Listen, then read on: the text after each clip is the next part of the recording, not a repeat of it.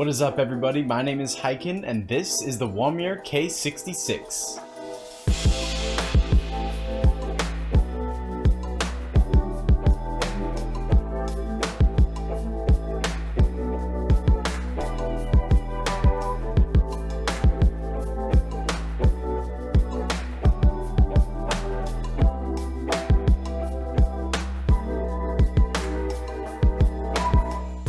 This is a 65% keyboard that comes only with white keycaps and with blue, brown, or red switches.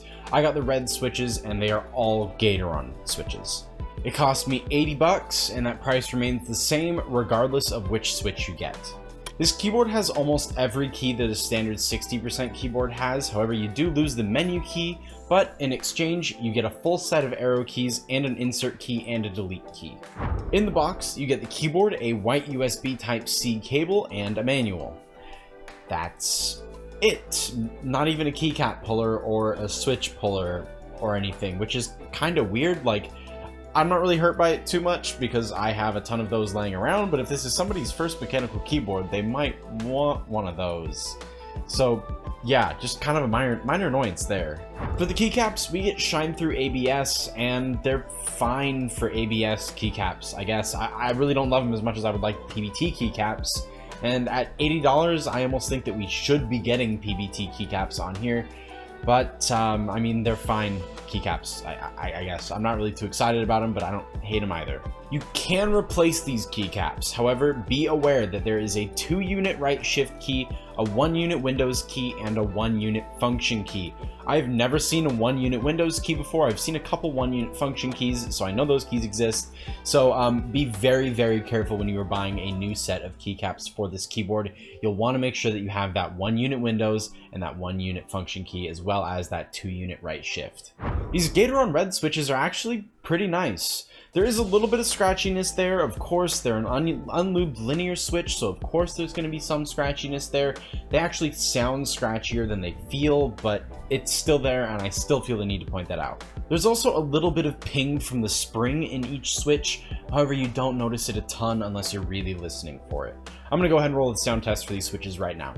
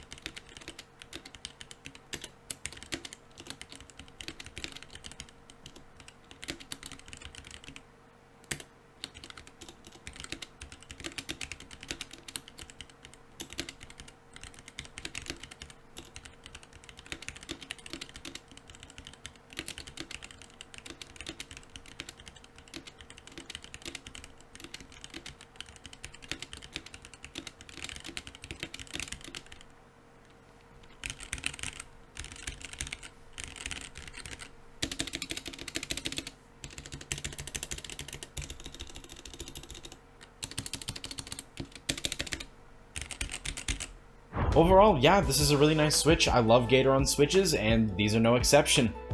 The stabilizers, however, do leave a little bit to be desired. They are a little bit rattly. They all sound fairly rattly. The spacebar feels a bit rattly, but the other stabilizers don't feel as rattly as they sound.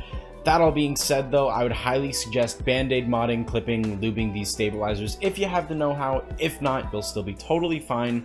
And I think if you do get a clicky switch, you should also be fine with these stabilizers too, or maybe even the brown switch. Now, I want to talk about a feature that pleasantly surprised me on this keyboard that I wasn't really expecting, and that's that it's hot swappable. This keyboard will take just about any 5-pin switch you throw at it. I even put some Kalebox Jades in here to test it out, and they fit just fine. The only weird thing is that these Gateron Reds that are in here right now, they practically fall out. I have never encountered a switch that I could pull out with my bare hand with barely any force. Yeah, that's what I can do with this keyboard. It's like zero effort and I can pull the switch out. When I put the Killbox Jades in, they did require a little bit more force to pull out. But yeah, I mean, if you want to pull the red switches out of this keyboard or whatever switch you end up getting, you're probably not gonna need a switch puller for most of them. Every key works totally fine, so them coming out this easy isn't really too big of a deal unless you, like, I don't know, pick your keyboard up and shake it a ton. I don't really know anybody that does that, so I think that everybody will be fine the way that this keyboard is. I just wanted to point that out. Build quality here is pretty iffy, actually. I don't think there's any big red flags or anything. It did creak a little bit when I did the bend test, but that's kind of to be expected with an acrylic body keyboard like this one. My USB cable also wobbles a little bit when it's plugged into the port, but again, nothing really too concerning. The port is also on the right side of the keyboard as opposed to the left side of the keyboard. I really don't think I've ever seen a keyboard cable plug go at this spot, so that's just kind of weird. It's not really a huge thing, but I feel the need to point it out. Alright, I'm going to go ahead and take you through all of the RGB effects on this keyboard. I'm going to shut up while I do it. I will take you through them all at normal speed. I normally speed these up, but since this keyboard is all about the RGB, I'm going to go ahead and leave it at the default speed, and I will just shut up for a couple minutes. I'll leave a timestamp though if you do like to skip this section.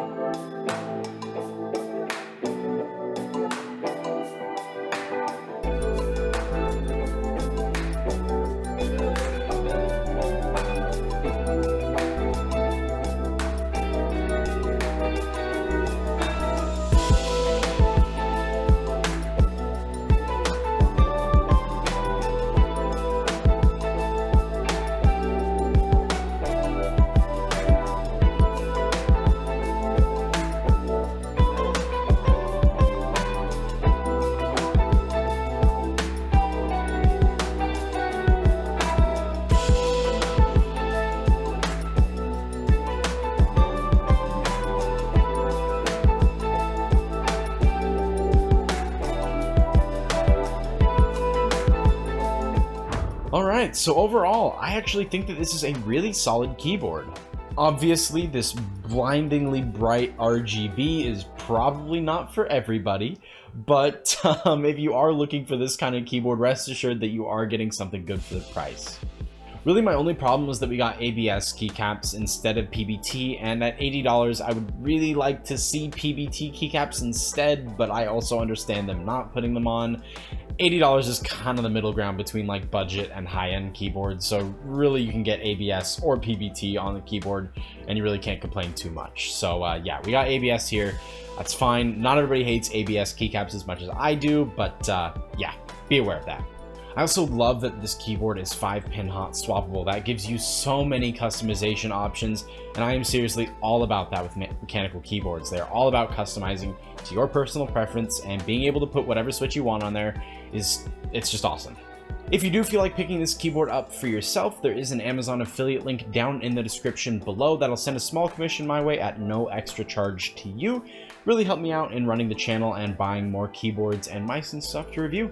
Alright everybody, that's going to go ahead and do it for me today. Thank you very much for watching. Remember, hit that like button and that sub button on your way out, and consider turning on those notification bells as well.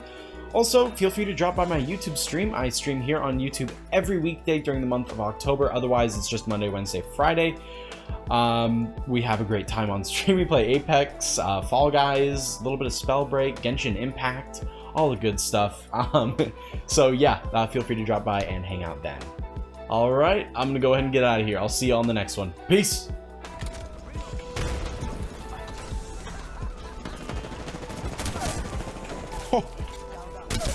Oh! That was kind of clean.